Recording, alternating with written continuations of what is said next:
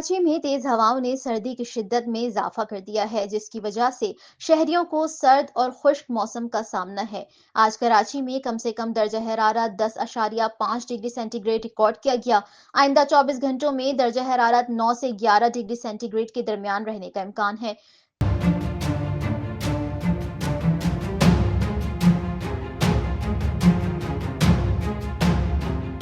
شمال مشرق سے چلنے والی ہواؤں کی رفتار 20 کلومیٹر فی گھنٹہ ہے۔ ہوا میں نمی کا تناسب 65% ریکارڈ کیا گیا۔ محکمہ موسمیات کے مطابق کراچی میں موسم مزید سرد اور خشک رہ سکتا ہے اور تیز ہواؤں کا سلسلہ جاری رہے گا۔ شہریوں کو مشورہ دیا گیا کہ وہ گرم کپڑوں کا استعمال کریں اور بچوں اور بزرگوں کا خاص خیال رکھیں۔